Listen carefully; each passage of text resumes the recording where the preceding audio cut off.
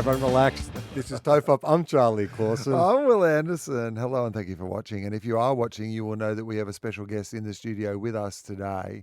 Someone who often is a special guest in like messages to the two of us about one or the other of our podcasts that we do, but is here in person in the studio today. It is the one, the only Adam Spencer. Lovely to be here. I got to see it live. First non-doctor getting a round of applause. Got to see, well, honorary doctorate from Edith Cowan University. Are you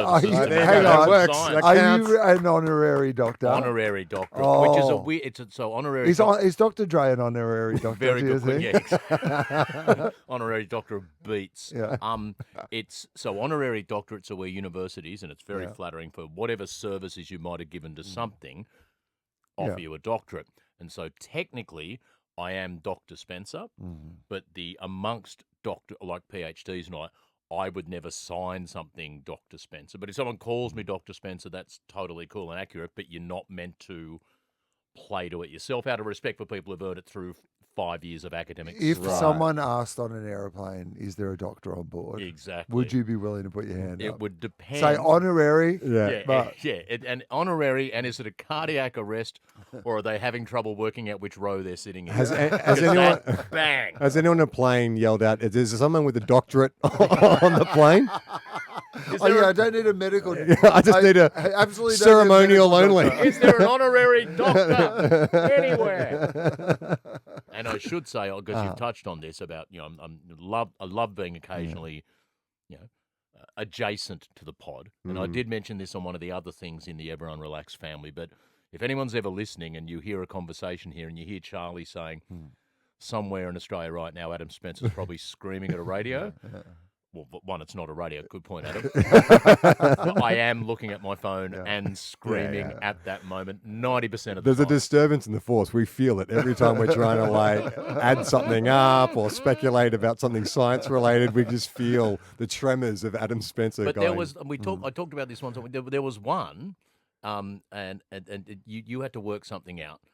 And you nailed it. You did about Will did about 4 or 5 steps in the chain. It would be this, but then they'd have to multiply by 10, and then it'd be this, that, and you got to so close to the end. You just went, oh, it's too hard.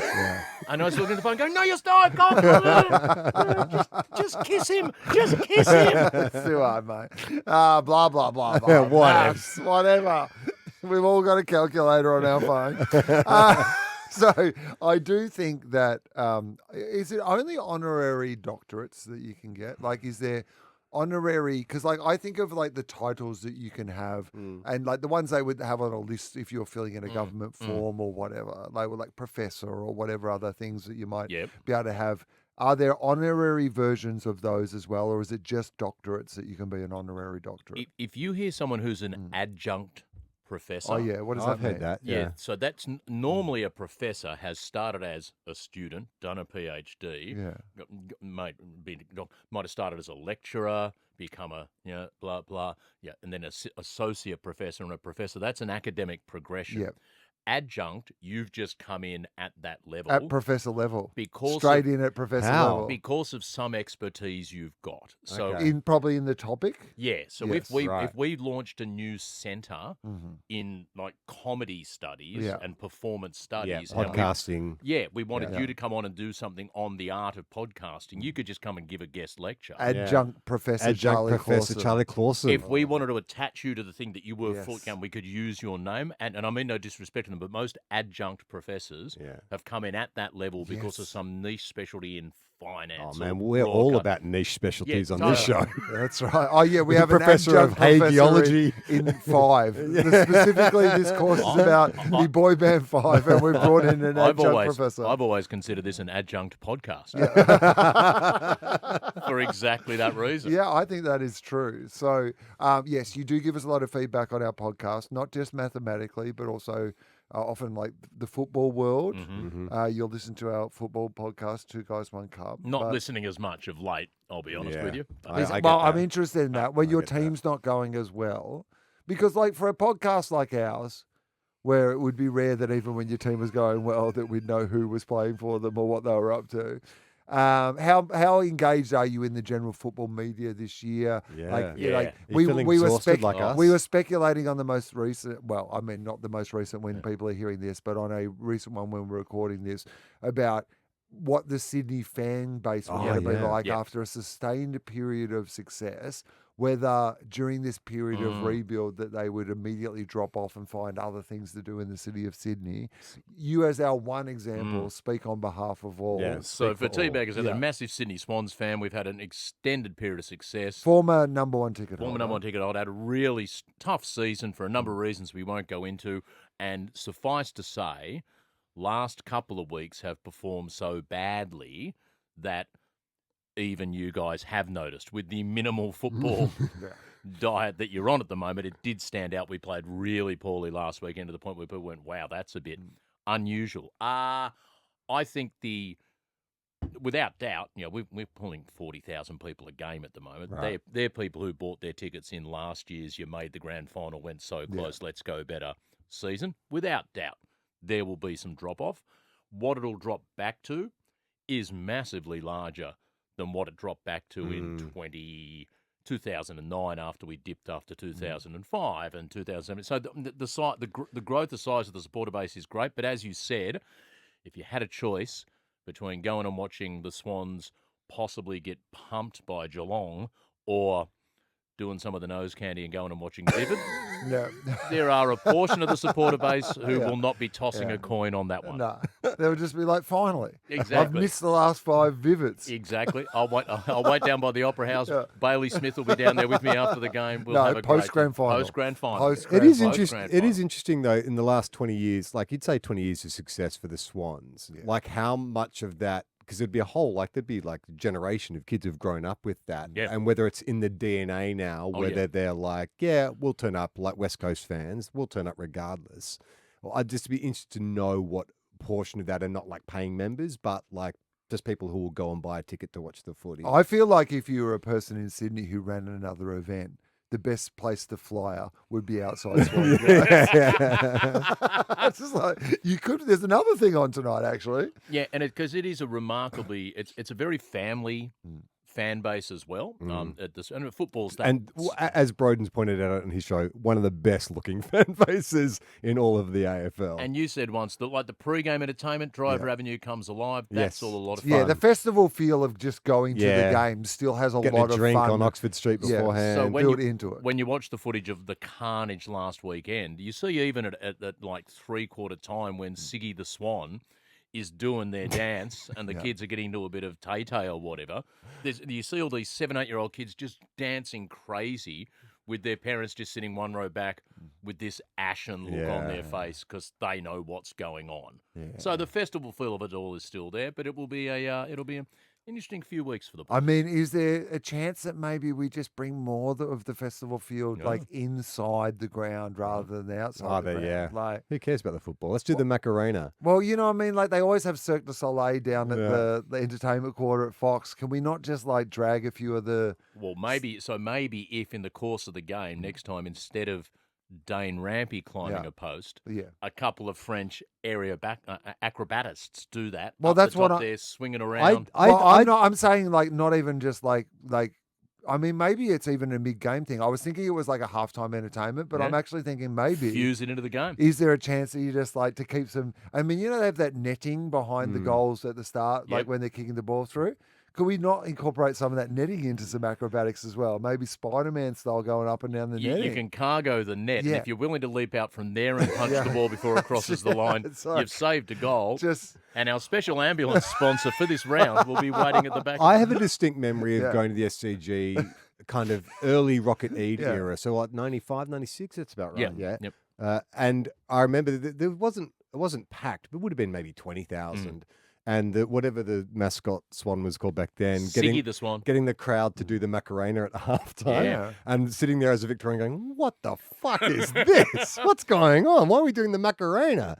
But I guess maybe it's time to bring that back. Like, why not? You know? Well, when it's back then in particular, you're still fighting to get AFL footy as a thing in Sydney. So this is not a crowd who at halftime are going to quickly consult their footy records and do the little, spot the They're difference. texting their dealers. It's just like you got to distract them a little. You got to keep their eyes out there. In 1996, you couldn't text your dealer. No, that's like in right. 1996, you're right. paging your dealer, or you're putting. No, we're doctors. That's why we have this. Yeah. I'm on call. Or you're putting a stamp on the front of the envelope going 2 weeks from now. Make me here. Dear dealer. So, I think that, I mean, the Macarena, obviously, maybe that's a bit too old-fashioned, the Macarena. But someone we haven't thought about for a little while? Who's that? Psy, Gangnam Style. Oh, I like yeah. So is there a chance that the Swans could maybe get Psy? Yeah.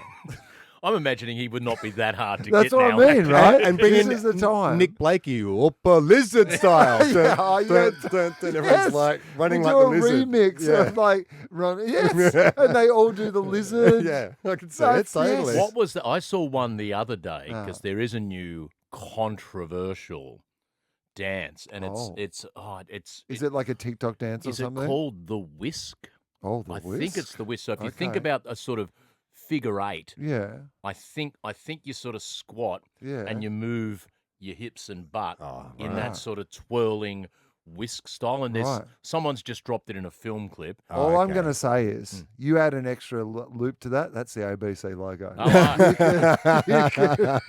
This might be the new way for the ABC to get some viral marketing. You can't do it though with your hips. I imagine trying to do a figure eight. Well, everyone's because SBS has dropped that the naked guy running through. It's true, and that's gone gangbusters. A lot of people are. You talked about it on Gruen the other week. People loved it. Loved the ABC. And I will say the good thing about the SBS is they're very funny, the SBS, because we had some fun with their ad on Gruen, and then they did a whole lineup based on our jokes and like printed it and like put Russell's head on the nude man. And like they were very funny, I thought. Disclosure. Yeah.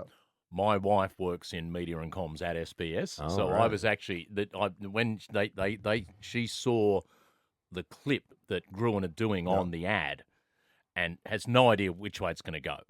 And you show the ad, and then the first thing you say as the guy's sort of reclining after a run, and he's sitting there, and you go, SBS, sweaty ball sack. And Paul Lee is thinking, oh God, this is going to be a form. It's going to ruin the network. We're gone. We are in so much trouble. Because of one zinger. And your analysts were on point, and you said some love, and it sort of came back, but gee, for a few seconds there. We're fucked. I think actually, like, everyone really loved the ad. I will tell you, like, I mean, it's rare that we get like a proper bit of like a company getting really mad at us about something.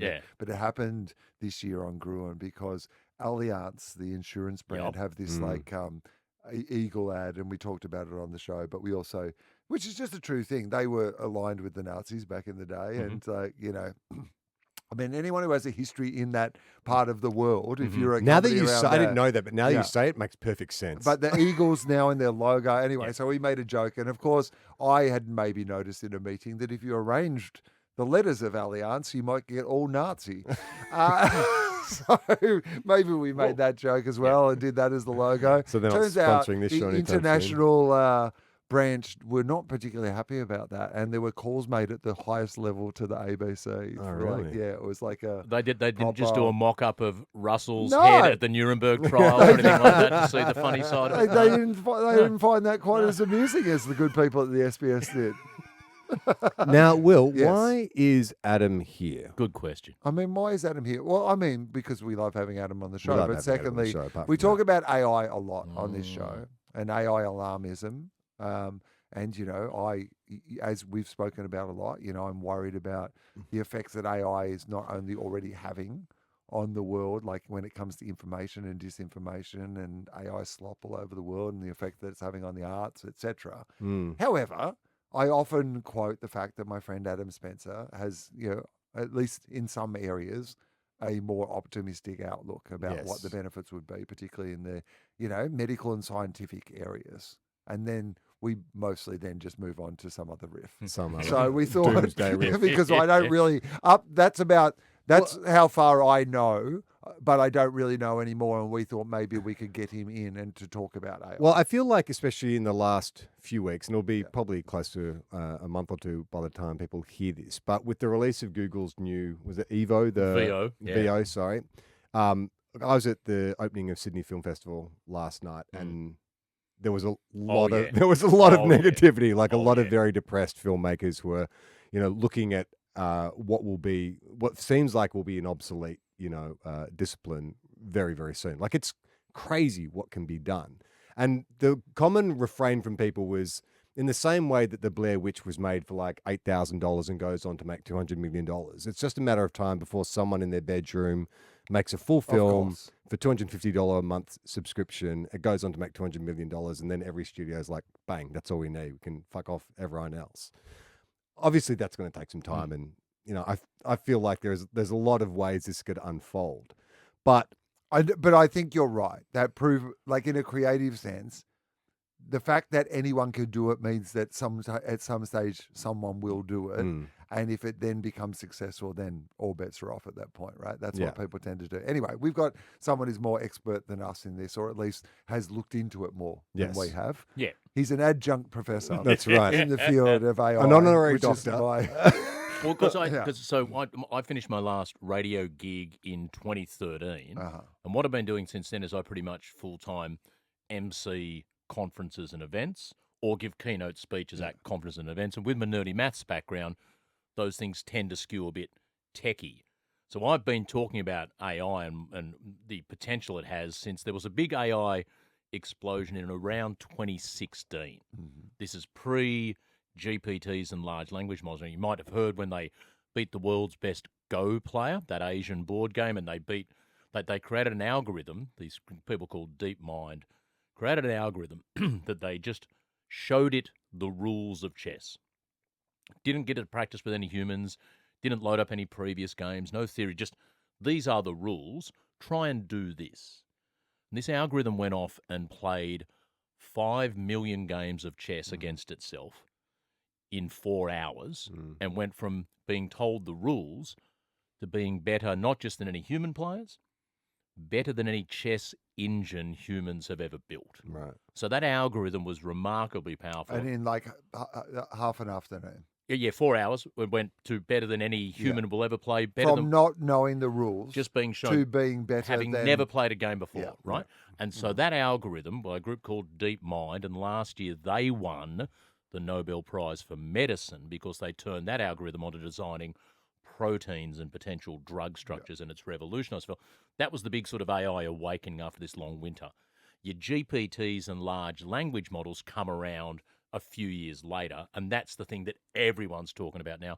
So I sort of got that 5 or 6 year head start. I didn't just one day go, gee, ChatGPT is important, I'd better start talking. I was sort of watching the run into that. So I'm an adjunct social expert in all that sort of stuff. So I mean, okay. So firstly, I absolutely have read a bunch of stuff about the medical implications and how obviously scenarios being able to run in all these different ways in a medical sense to test a drug or whatever is so much more efficient and than what we can do, just in a human sense. And even designing individual medicines. They're already seeing cases where someone's got an obscure condition, you sample them individually genetically and come up with... And you can develop something that's specifically for them. A medicine. Because even at our most efficient these days, 10 people have a condition, they all take the same medicine, some are cured, some nothing happens, some partial. That's because things are remarkably personal and depending on your own genetic makeup.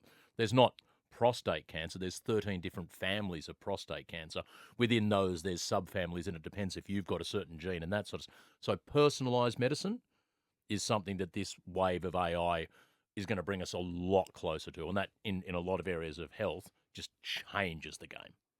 I was listening to an author who's just written a book on AI. She did a podcast last week, and she was hanging out with like Peter Thiel and all these like Silicon Valley guys. And the thing that she was saying, the overwhelming, what they are backing is a sense that AI is the silver bullet. Like it will solve all our problems. And she said, but when you talk to them about the short-term impacts, like environmental, this kind of stuff, what do you worry about that? And like, we choose not to look at that because we think if we can get over this hump, it's going to fix everything. We can ruin the environment in order to find out that's how right. to fix But that's the what environment. it feels like at the moment is that they're betting on the idea that we can keep burning all this sort of stuff in the hope that what we're developing will end up being the solution to that. Yeah. How do you think about that point? Yeah, so I should say to sort of cover all of this conversation, I'm on the spectrum of things, fairly bullish about the positive sides. I absolutely acknowledge the vast bulk of the potential negative sides that people talk about. And for most people, it is just a balancing act between those two. A lot of the major negatives, the tendency of these things to hallucinate and give you an answer that they're confident in that's just not accurate. Sometimes that's quite funny. If that's to do with, medical or landing a plane or whatever, not so great. Yeah. And we need to still have our mind on that. They're getting less and less, but that's certainly an issue. Misinformation, disinformation, deepfakes, massive. And unfortunately, that genie's out of the bottle, and it's really hard to work out what you put around it. Well, it's happened already with an American senator, that people receiving phone calls from this senator in her voice. People were getting calls from Biden saying, "Don't vote on this day, vote on another day," which was the wrong day. Favorite example of that of mine. There's an engineering firm called Arup. There's a finance dude in Arup, and he gets a message going, "Can you put a large amount of money into this bank account? We haven't done it before. We've got a big deal coming through." Does the right thing and goes, "Not comfortable with that. I would need senior authorization." Understand? We'll organise a Zoom call. Hops on the Zoom call with a couple of senior executives from the organisation who say it's all good. It's a one-off transaction. We need to do it right now. Done. Bing. Deepfake avatars. Being voiced by the cyber criminals. 25 million euros out the back door. Off we go. And there's no guarantee that sort of stuff isn't going to keep happening. And the environmental one's a big one. The amount of power that's needed to run the data centres, and at the moment to make a newer model, you just need to get bigger. And the amount of water to keep them cool. Kate Crawford, who I think you've done a philosophy with her, said that an Aussie AI expert, her best analogy is every time you do an individual search on ChatGPT, you're taking half a litre of fresh water and just pouring it out on a hot concrete in front of you. Well, the good news is we have heaps of fresh water, so there's nothing to worry about. No, I mean, if we can design systems to make that work, like everything else in the move to renewables. The technology's already there to do it.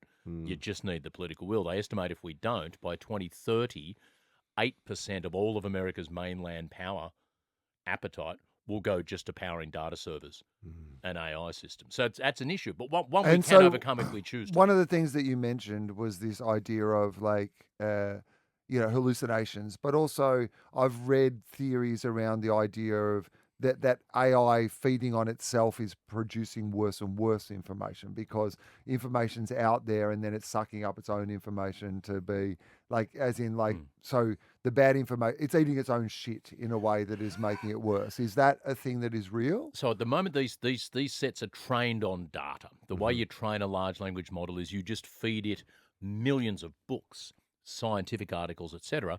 And the algorithm, it's such a simple concept.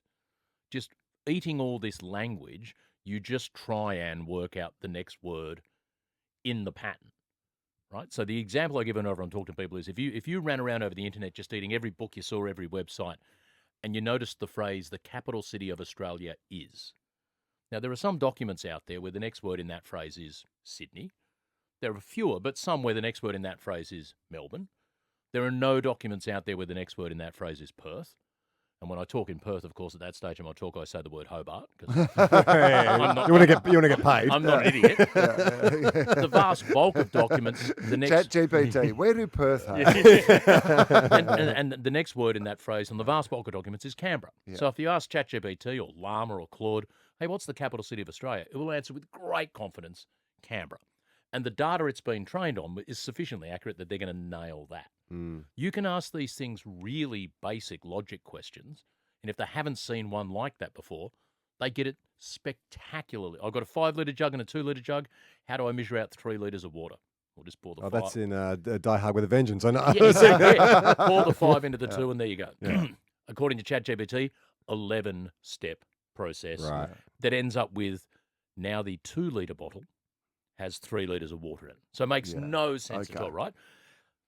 It feels like that at the moment. Like we just even as simple as a Google search has become worse rather than better. Oh, when they're good, they're amazing. Yeah. You just have to be careful with certain things. If I'm writing in conjunction with these things, any fact that's quoted, I say, just give me a reputable source. Uh-huh. And you check them. So at the moment, the model is the only way to get a next model is just bigger and more data, and we're in some ways starting to run out of data to feed these things. Harvard's coming up with a new library that's far less Anglo and all that and nice and clean. But yeah, the challenge becomes if you let these things either feed on themselves or create their own synthetic data to train their models, will it work or not? In certain situations, it's completely fine. In others, we do have to be careful. But when that DeepSeek dropped earlier this year, the Chinese model, it seemed to run on a massively smaller amount of data. So a lot of people think going forward, you won't need 10 times the data set and input to build the next model. We'll get better and better at doing it. That when DeepSeek was released, I was reading an article that was saying, because it obviously like blindsided a lot of people in Silicon Valley because it was done so much faster and so much cheaper. But then what they said, the pivot is going to be away from the software into the actual hardware. Like that's where you'll be able to monetize it is, well, how can you apply these things to, for instance, I don't know, like automatons is what you call them, like things of construction or factories or whatever. It's actually the hardware is where you'll be able to monetize it because this thing will be democratized very quickly, very cheaply. But if you still want to make money from it, that's where the next sort of boom will come. A big challenge for all of these players at the moment is they've got amazing stuff that people will pay $10 or $20 a month for to get searches and write poems and make awesome images. That doesn't seem to be paying the bills on the billions that are going into. You got like ChatGPT, OpenAI have a $2,000 a month professional mode. There's a small percentage of people who can justify that spend.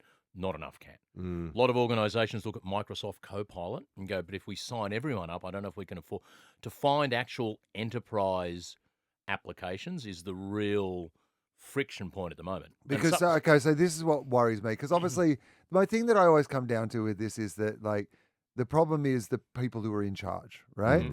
Because, like, the technology in itself is neither good nor bad necessarily, but the people who are going to wield it and how they're going to wield it. Like, an algorithm isn't a bad thing by itself, but we have seen social media. But algorithm. There you go. I don't want to get political. And more an algorithm. So let's take him down as well. Exactly. And the rhythm method. Yeah, that doesn't work. That's why I'm here. So Gloria Estefan was right. The rhythm will get you in the end. She just meant algorithm. So the idea, I'm just watching some raw TOFOP here. I'm loving it.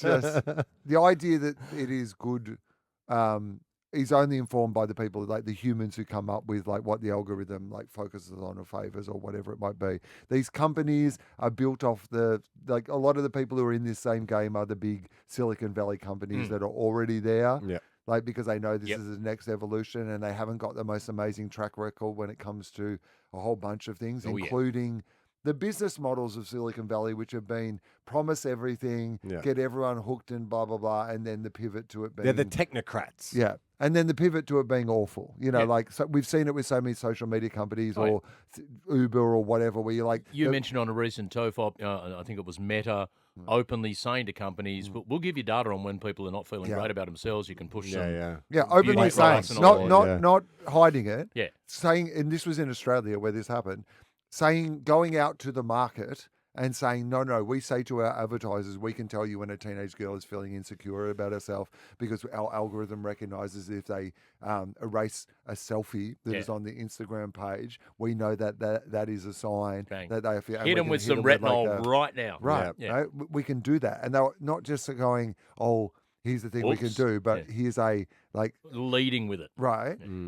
So these are the people who are like, versions of these people are the people who are also in charge of this thing that could redefine humanity as we know it. How do you feel about that aspect of it? I absolutely agree that there's a lot of, I think almost by definition, to become one of those Uber tech bros, there's quite possibly some blind spots in your broader sort of empathic palette.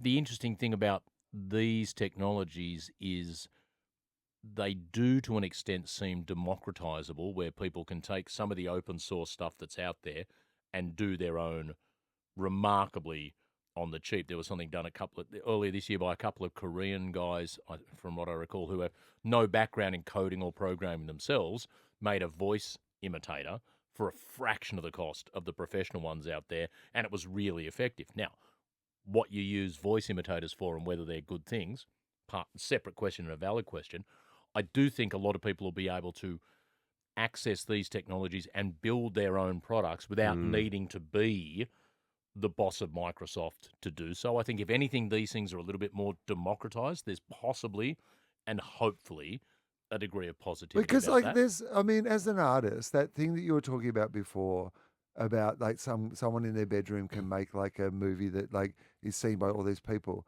There is a part of that you go, that's awesome. actually great. Yeah. Like, you know, it's great that if you had just like a good idea, like there are so many times on this podcast in the past where like we've riffed an idea or come up with a concept that, yes, we're never going to be able to like put together as a proper movie and go to like. Just on that quickly, yeah. So I was lucky enough to host TROPFest, the short film festival that used to get 80, 90,000 people in the domain, which shows 17, 18 short films in the night. They're all 7 minutes long, blah, blah, blah.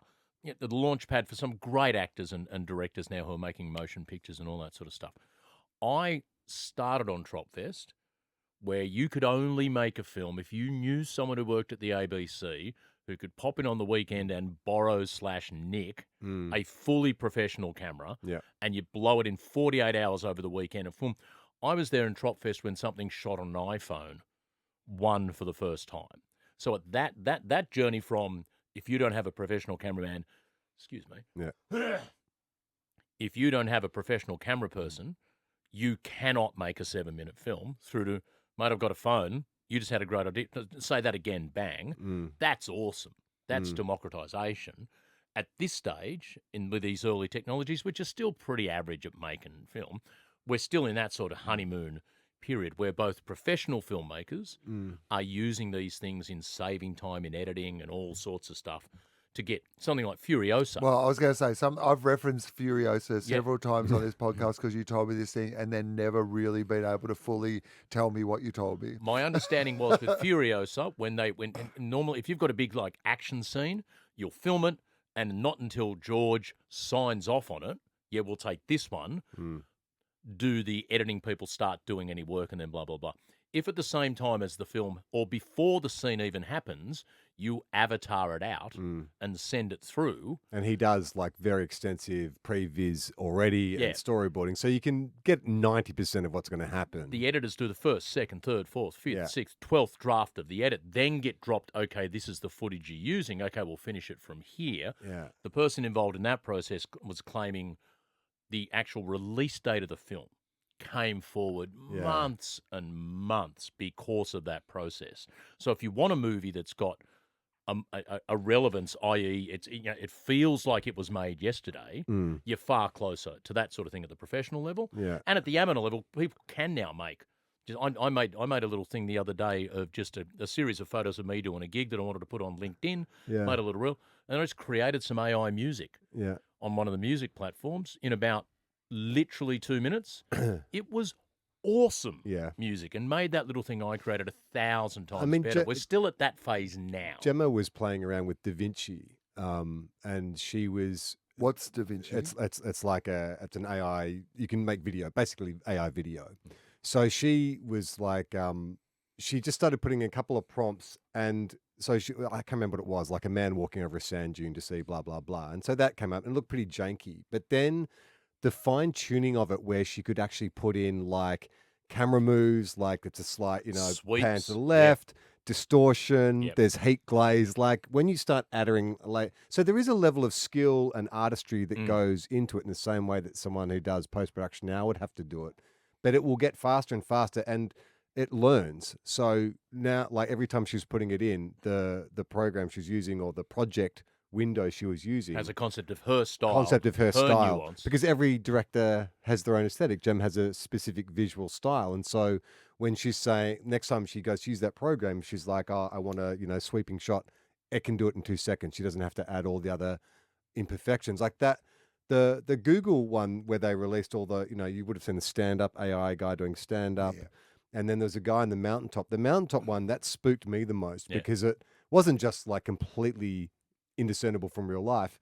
but it was as he moved around, and you're getting all the wind distortions that were coming from the exact in the audio directions that would come if you were standing on a mountaintop. Like, there's no way, if you just show me that, I knew it was fake. And the other thing, think about the whole smorgasbord of entertainment you take in. I think we're a fair way away yet from this thing just creating The Sopranos or anything like that.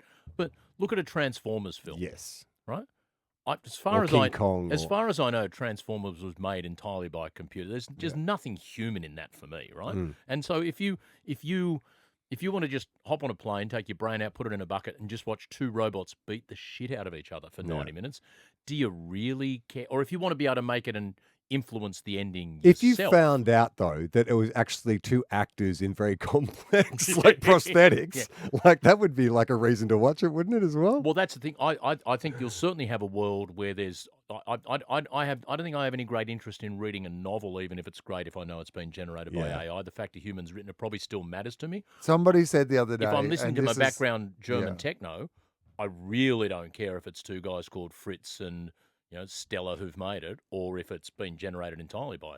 Yeah, and I mean there are areas clearly where people just draw the lines in different places, which is where it becomes complex, right? Because it's good for some things. Like I'm the same with you as a book.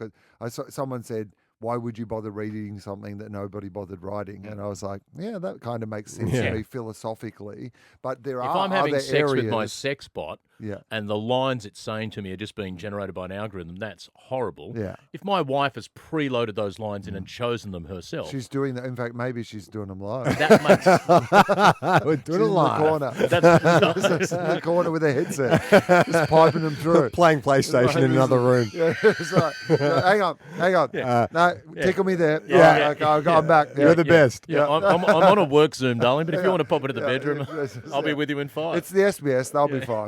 But it's most of the same topics. Then this weird hairy guy runs through halfway through. Adds to it. I was going to ask just about the creative thing, though. Yeah. So, obviously, this is a very simple way of looking at it is like, say, for example, if it loaded everything of mine, like everything that I have done into it, right? At the moment, is it only capable of then, if I said, write me a blah, blah, blah, the Gemma style sort of thing. Yeah. It would only write a combination of what I've written before, or is it capable of using what I've written before to write something that would be like, as in, can it just do another version? Is it just mixing the same ingredients in a different way, or is it creating something that would genuinely be like a new thought or a new idea? I know. I can think it have an idea that I haven't had before? Yeah, I think it can extemporize and have ideas you haven't had before. Yeah. I don't think they're yet good enough to perform on stage and be funny. But without doubt, I think those things could link together 3 things that you hadn't linked together before that you could then layer on top of. Can it have a better idea than I can have? Yeah, absolutely. Yeah. Yeah. I don't think not in the. Well, then let's kill it. Not in the finalized expressible form to science. Don't know about better. It can certainly have. Yeah, I was going to say just numerically so many ideas, and so, but in the same way that some of your best jokes have formed entirely in your mind, and you've done all. Some of them have come off something he said, or something someone else mentioned in passing at a dinner party. They've inadvertently done 60% of the work. I'm not saying that's just the way comedy works. You're saying he steals jokes. He steals jokes. But if a non-comedy professional says something funny in my presence, them's the rules. Exactly. I'm sucking up that data into my you are AI. into my processing machine, and at some stage, if you're not copyrighted in using that, but without doubt, in the creative space is where some of the most interesting and challenging discussions. It's the one where it's run ahead massively fast. And when we talk about enterprises are out there going, ask, what can I do right now in insurance? What can I do in this? Absolutely, in the creative world, these things are miles. Because also it catches the eyeballs and is the sort of thing that will get people to subscribe to the models more generally. It's interesting. The Red Letter Media did a really interesting video last week about AI. And they were showing clips from that Google's demonstration. And there's one sequence which is like from an action film. It's a SWAT team pulling up, and they, pull up to this building, and they all jump out and they're running through. And they were asking the question, but how does the AI decide on what time of day it is when the SWAT team rocks up, that dust comes in from here, that this guy looks like that and that guy looks like that? Like, where is because all these things, when you're doing it from a human point of view, is a creative choice. Yeah. You know, the leader of the SWAT team is going to look like this, and the rookie's going to look like this, and they're going to go through this door. The dramatic tension of the scene makes sense because that is almost mathematical. Yeah. Like scripts are written mathematically, like they're structured like that. But it is the flourishes or the point of view. How does is that just a data-driven thing of like? So it depends entirely on what you're looking at. And you have to drill down a little bit on these. Sometimes these are literally, I asked it to do that, and that's what it came up with prompt, instantly. virtually. Yeah, but the first prompt, first response. Some of the things you're seeing there are the 50th iteration, Right. where they've gone back in and out. And I always say to people, when I'm doing these corporate gigs, I say, just take it with a grain of salt. If you see a video of a robot doing a backflip, mind-blowing. Robot could have done 2,000 backflips, might be the only one that landed all day. If there'd been as much as a potato chip on the ground and it landed on it, can't hold us, for all we know, right? Yeah. So you can't say this is all smoke and mirrors. It's not. But the stuff they're leading with in advertising and all that is often the best of the best, put together by people who do nothing but assemble this sort of stuff. I must admit, I felt reassured when that marathon in China happened a couple of months ago, and like all those robots couldn't even complete it, fallen over. Yeah. But like any of these things, like for a while it feels like it's not going to work until it does work. Yeah. And what do we feel about then is there a worrying end game in that kind of TOFOP style conversation around Terminators or AI getting in the system and taking over everything? Or what's the plot of the new Mission Impossible? I saw the new Mission Impossible, and that's what it's all about. Is like one AI system that's going to take over all Great the data. question. So that's the apocalyptic endgame. A couple of things to say. Like the smartest people in the world, experts in these areas who look at this all the time, do not have a unanimous view. Okay. They're everywhere from some people going, we can simply pull the plug out of the wall, or it's never going to happen, through to it is an inevitable byproduct of these things. When I look at that, my greater concern is not the sort of, I call it the Will Smith scenario. We're all living with the robots. Everything's cool. Oh, I thought you were going to cool. slap the computer. That's how we do with AI. We just go up and smack it. Can't do that, can you? Pretty good at chess, but not very good at getting the computers have developed giant hands. We're fucked. No. They're going to slap us back. No, but we're cool. They're cool. Some idiot says one nasty thing to one robot. The robots go, well, fuck it. Let's just kill everyone. Yeah. My bigger concern is I don't think we're far away from having systems that produce remarkably complicated answers that work, and we just don't understand why. The phrase at the moment is to make sure these things have good governance, keep a human in the loop. Is this like a Hitchhiker's Guide thing where it's like we get these answers, but we don't know what the question is? Yeah. So whenever people say to me, just keep a human in the loop, I will push back and go, how do we know 10 years from now having a human in the loop isn't about as much help as having a goldfish in the loop? Now, here's a scenario. You're running some incredibly complicated system of buildings and all that sort of stuff, and the algorithm produces a way that you're suddenly using 35% less power, and everything's working. And you ask the experts, what do we do? And they're going, mate, it's 2 million lines of code. I don't even follow some of the code. I don't have time to read it, but it's certainly working. Now, for all you know, the system deeply embedded could be taking a series of 1 in 2,000 risks that it deems acceptable. If it explicitly said to you, look, there's a 1 in 2,000 risk we lose power to the ICU and all the babies die, you'd go, well, that's got to be 1 in 20 billion, or we're not doing. But do you not save 35% on power? I think you do, right? Or do you not? How many babies? I was going to say, but what's the baby odds? But if you don't even know the babies are on the table, that's right. But that's also true. the computer isn't the algorithm. But we could anyway. This is where it gets very complicated. really complicated. Right? A wonder drug comes out.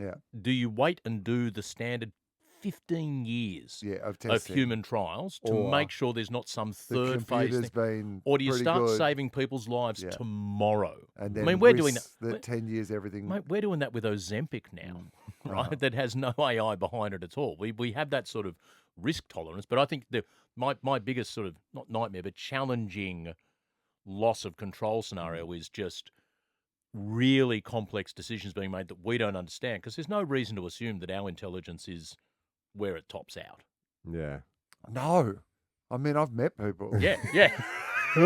This show is a prime example. Show's been going for 15 years. Yeah. Hey, Spence, we've got some questions from the listeners. Love it. This was taken from our Facebook chat. This came in from Kerry. Are the flaws of LLMs, hallucinations, giving people the answer they want to hear, actually surmountable? And does this limit the viable applications for the product? Great question. So hallucinations, when it answers confidently on something and it's just not right. Best example, if you want to get an hallucination, ask one of the graphics tools, can you give me a clock showing 20 past 4 in the afternoon? Yeah. And it will give you the clock at that 10 past 10 figure that all watch ads are. Have you ever noticed that all watch ads are 10 past? Every time you see a watch on an ad, it's at 10 past 10. Because it just looks good? Yeah, and that it looks good.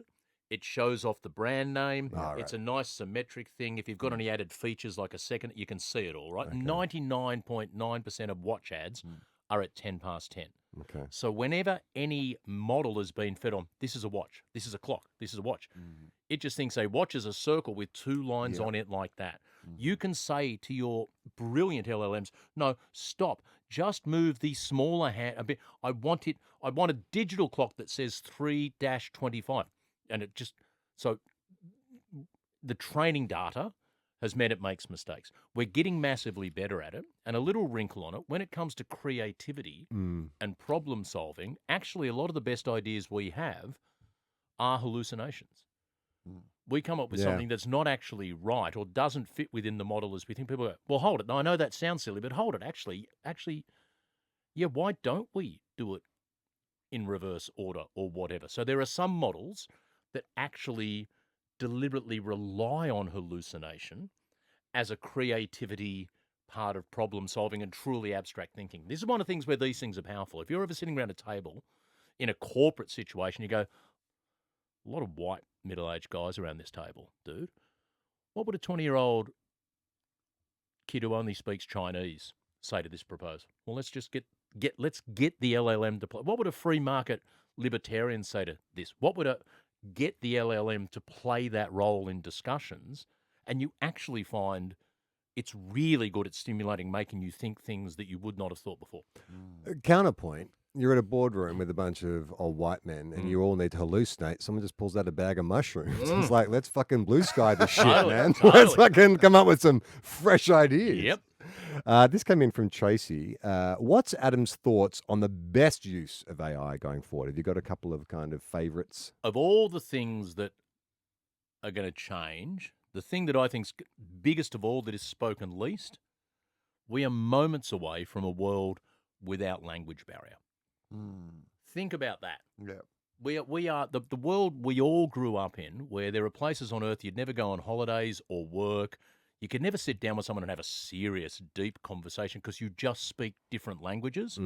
We're moments away from just with your eye, roll it up and click that on the left, and into your glasses, in the ear of your glasses, as she speaks Swedish, you will hear perfect English and vice versa. Now, there's going to be some idioms and all. When you first say to someone who only speaks Swedish, hey, fair suck of the sausage, there'll be an awkward pause. They won't quite understand. You'll have to explain that means this and that. We'll get over that sort of stuff. We are soon in a world where you can sit down in a cafe in Croatia with an 85-year-old woman and talk about what it was like for her growing up in that town and understand 95% of what she said. We've never had that before. I think that's like profound. There'll still be a joy in speaking 2 languages or learning a new language. That's still a cerebral intellectual exercise. But for 98% of us who can't speak 99% of the languages on earth, we will soon effectively be able to. I mean, I need that when I talk to my teenage nieces and nephews. I don't understand half their shit. They're fucking scroll. Can I? Okay, let's talk some brain rot. Skibbity toilet. Let's go brain rot. Okay. This came in from Michael. I had the opportunity to listen to Adam speak at a forum about AI in education. He had some really interesting insights about how AI can be utilized in the education space. I'd like to hear him elaborate on the positive impacts AI can have on schools and education more broadly. Because the downside is obviously everyone's like doing their essays and tests. Well, my brother's a high school teacher who said that's currently what they're facing at the moment. We see all the headline. That seems to be the media narrative around like AI in schools is people are just feeding their exams into these things. They know how to make them pass the checkers. He said and there's stuff. still the sniff test is still quite strong. Like you can. Are you an easily idiot? Is this good? Yeah. Up until this point, it seems like you're a real idiot, but this is actually really good. I was listening to a podcast recently where a US educator, and she was talking about exactly this, and she'd surveyed it, and she got 2 responses that stood out. One student said, I just break the question into 3 parts. I put each part in a different language model, get the result, put it through a 4th, never been spotted. Yeah. Another kid said, I get ChatGPT to write the essay, then I put that through a humanizer that inserts a couple of spelling mistakes and makes the logic a little bit harder to follow in the middle. Yeah. Never been caught before. To get a 6.5, 7 out of 10 essay. 98% as they can't do yet. It's the real challenge here is that if you have a set of skills and you're using these things to empower you to do it faster and better, knock yourself out. If you're using it to cover up gaps, and there's a real risk, because we're about to start taking into the workforce kids who've spent their entire university degrees using these things. Suddenly, the shit hits the fan. Everyone turns to Sarah and says, what do we do? She's going, I don't have Wi-Fi. I can't tell you because I can't ask Claude. The upsides in education are potentially massive, right? First of all, my phone by the end of this year could be the greatest Shakespeare scholar on earth. Right? And if I want to talk, if I wanted a full-time nerd, if I want to just bully his phone, I can just flush it down the toilet. Give it a wedgie. I actually encourage people to flush their phones. That's my but you won't need to go to St. Ladidars College anymore. You can go to Knuckle High and have access to like the Khan Academy and things like that. The old school exam we used to have, and I took maths, right? Year 9 trigonometry exam. 20 questions. Everyone does the same exam. 5 easy questions, 5 medium questions, 5 hard questions. Then the 5 I go straight to the back because they're the really hard. Right? That adds up to 20. 4 times 5 will. Nice. But if little Charlie comes along, he gets the first 3 questions with respect badly wrong. Is there any point doing the medium and the hard stuff? Right? If little Will comes along and knocks the first 3 questions out of the park, don't waste time. Go straight to you'll have. The idea that everyone sits the same exam, you'll get far more tailored individual education and your ability outside of school, even with these things now, to train yourself up and go, can you explain to me this? As though I'm a smart 13-year-old, smart 15, smart 17, first year uni, your ability to absorb knowledge through these things is incredible. Do you think that if you're just an average, like if you were just an average person listening to this podcast, is like, engaged in the world of like apps or phones or computers or whatever, on just like what you would imagine the general level of society is, you know? Is there any value in that person paying more attention to AI, or are all the things that will affect their life just going to be done and then one day they'll just be an app on their phone or a blah, blah, blah that can do the thing?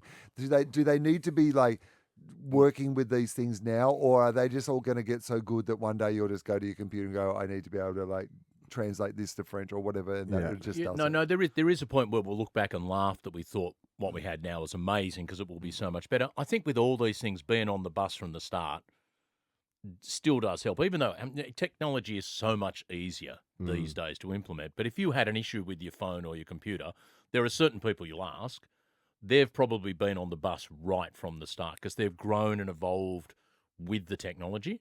And already, when I hopped on one of the applications the other day and just said to it, hopped on the latest thing of Claude. That's from Anthropic. They released Claude 4, 4 Sonnet, and now will I get Claude 4 if I haven't seen the first 3? Exactly. and I said, can you create for me the arcade game Frogger?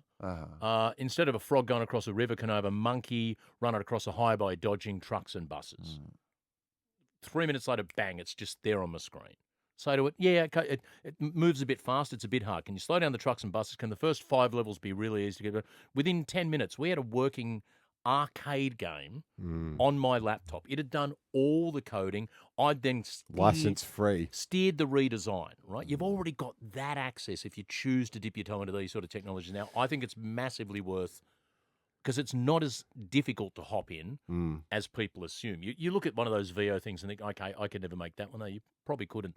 That's not the point. The access point is the bar is remarkably low now. Steph wants to know, realistically, how close are we to having AI-powered by quantum computers. Oy, okay. I've been reading a book on this, the God equation. Yes. Which is, they're talking about this, but they feel like IBM are the closest, right? They have so quantum computers, for the quick primer for people, is at the moment we work in a very sort of binary. Every chip in a computer is full of all these gates that are either on or off. Limited. Ones and zeros, grows at the rate of the power of 2. When you get to the quantum level, things can be on or off, or a bit on or a bit off, and occupy superposition, right? multiple states at the one time. There you go. Hello. Flowers for You algebra. hear superposition, you think Bonampelli coming on. The lawnmower man. And so the theory is, within the same physical space, you could do massively more computing at the same time. If we nail a quantum computer, it will solve in hours problems that at the moment there's not enough time in the rest of the universe for our old linear computing to do, because it's growing at exponentials on exponentials. Yeah. The challenge is these systems fall apart whenever they try and do anything at any sort of scale. It's still an open question as to whether we will have a working quantum computer or not. You'll never have one on your phone. They'll be big things in labs somewhere. The first thing that'll happen if we do get them, I mean, it can superpower AI. The first thing that happens is all the cyber defenses we have around at the moment, you sending me money online and it's safe and all that, all the algorithms that protect that are just mathematically really tough to do in linear time. Quantum computers smash those. So there's already cyber thieves who've stolen big pots of information like military and all that they can't hack into at the moment.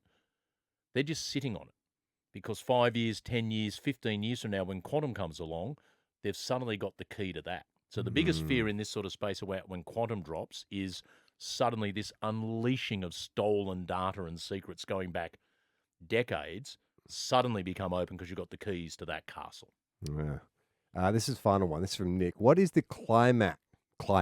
What is the climate impact of AI? How much CO2 is added to the atmosphere to power AI? Yeah, I don't know the exact answer on the CO2, but as we've touched on already, the electricity demands are gigantic.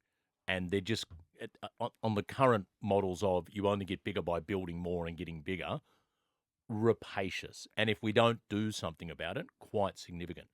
The upside and potential of these technologies and the previous generation of neural networks, etc., to solve problems in climate can't be ignored as well. These systems can be part of. But what if the answer is, hey, don't put all your energy into building AI? Yeah. Like, what don't if we fucked ourselves? And then it just takes its own life. Yeah. It's like, we're the problem.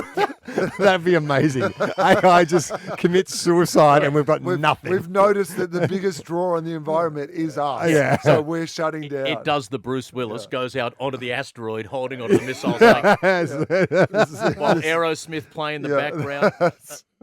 Is there a chance that AI does plateau and we invest everything, but there is a natural point that we can only get to in what it is without it evolving to whatever the next version of it is? Yeah, it depends who you ask on this. There's been a few times already where the models have seemed to slow down and people have said, we've hit the plateau now, haven't we?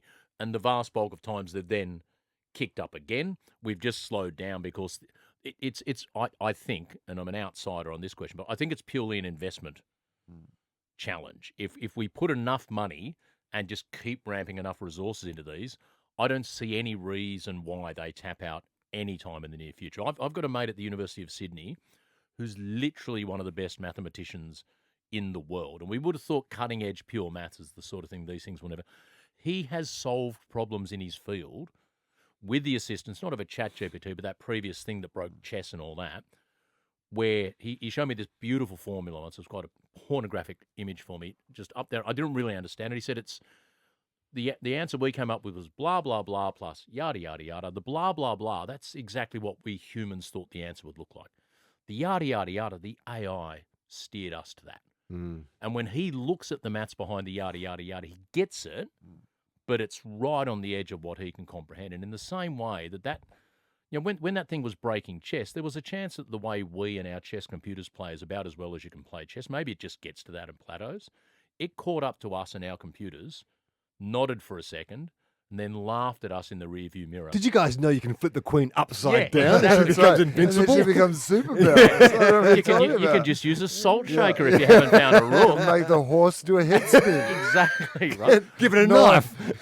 There's 9 chess points. There's no reason to assume when it comes to biology, cosmology, economics, physics, that our intellect too isn't pretty impressive compared to dogs. Yes. But nowhere near as far as... Yeah, but is the problem then that like we become the dogs?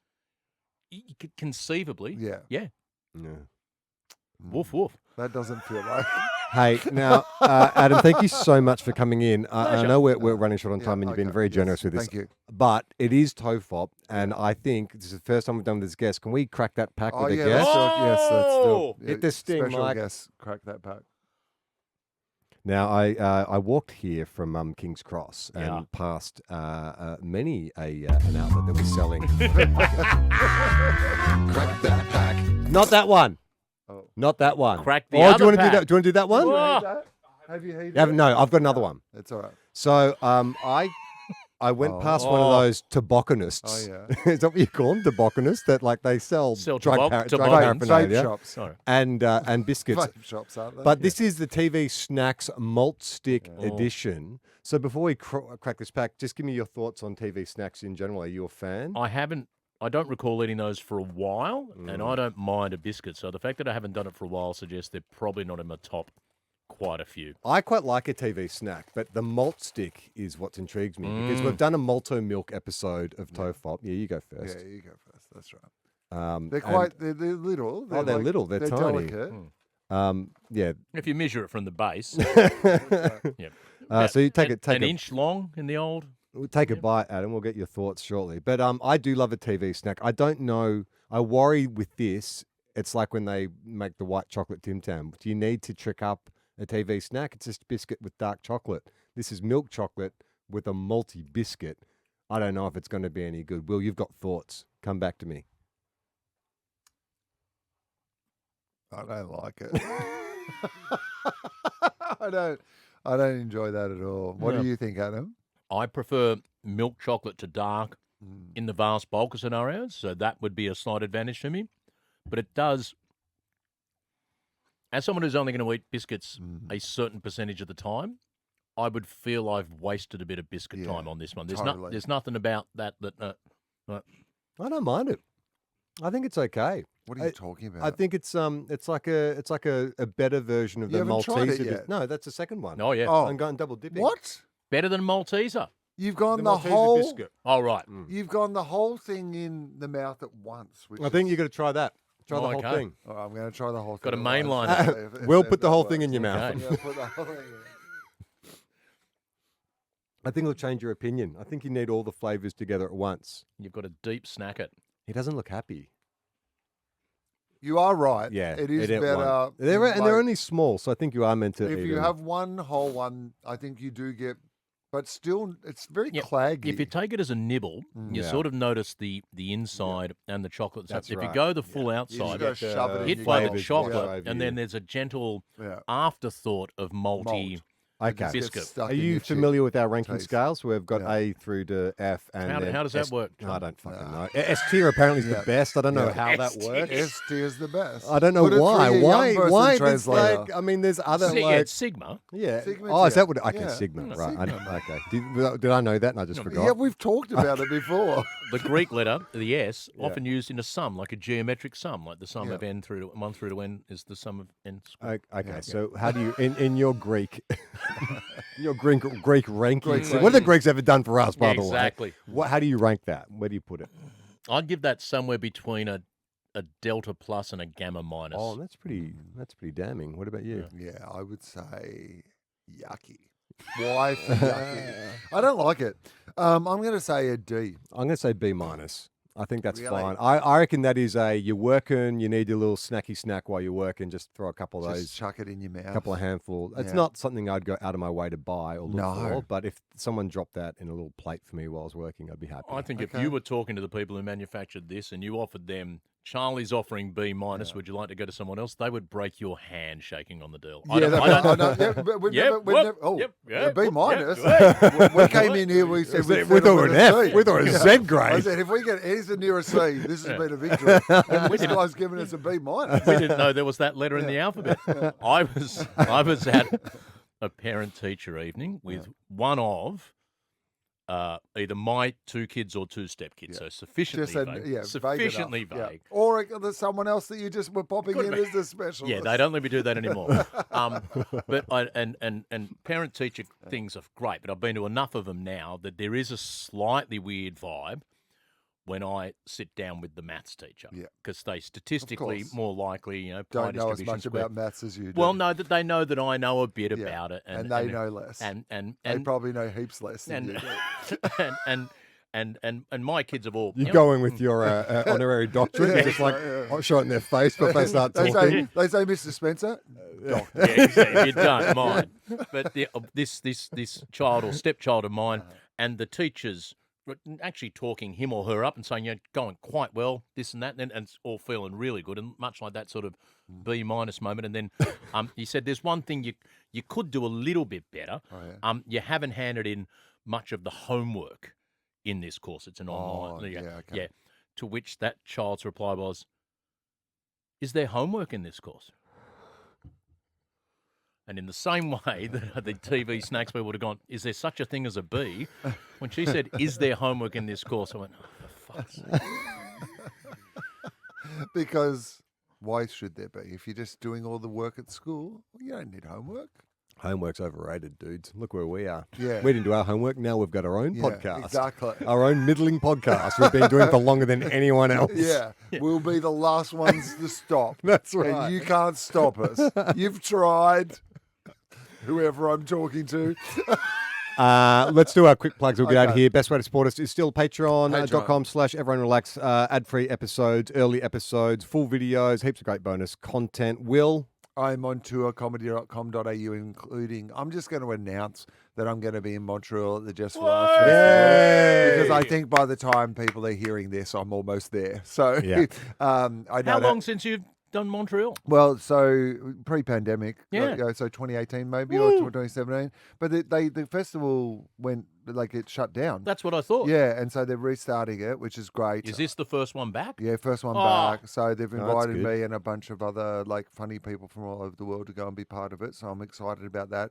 I believe the information I have at the moment is that I will be doing Will Legitimate, my solo show, so people can come and see that also, but as well as spots and stuff. Can I just on that, and having listened to the pod for a long time now, I know that there's no point, suggesting something that could happen later on the pod, but a special Crack That Pack International Comics Edition. Yeah, it's true. Oh, yeah. I could some of the people that you'd be rubbing shoulders with in Montreal, what they think. If I just a special segment, just little pre-record. Just had a pack. Maybe I took it over what we think is the best Australian. Can you do a Crack That Pouton? Oh, you're actually, you know what? Maybe I should be cracking some Canadian snacks. Maple. You know what? That's actually what I should do. Is actually I should collect. And just record on your phone. Quebec That Pack. Mark's shaking his head. Just don't record on your phone. It's don't just record it on your phone. We'll get you a microphone. Just write down what they say. Could you just put into an AI chat GPT, what would it be like if Will ate Canadian? And we'll do that. Adam, where can people find you? Look, the best way to find me is at the many corporate gigs I'll be doing later this year. For people listening right now who go to adamspencer.com.au and sign me up as a corporate MC or keynote speaker on artificial intelligence. Yeah, because if you, genuinely though, for a whole bunch of companies, big and small, who are all thinking about what the implications of this will be, you are looking for a speaker for one of these events, it's the perfect thing, because someone who's going to be entertaining, be able to speak about it in a way that you will actually understand. Because the fun stuff of this is really fun, and at the same time there are, the great thing about it is it's an industry by industry thing. The I think the difference with this one is it's broader and deeper than a lot of things have been in the past. That's what they all say. But if you work anywhere where you need to understand stuff and you don't have time to read it all, bang, just create a podcast on it. That stuff you did when you made the podcast episode of this show, that's an incredible way to learn stuff. Load it up, Anchor, have a 12-minute podcast, please. Dunk. applies to anyone, anywhere. adamspencer.com.au. That is TOFOP for this week. I'm Charlie Clausen. Robert Anderson. I'm... Oh, shit, sorry. Okay, we'll fix it in post. Yeah, don't worry. AI will fix that. I am not a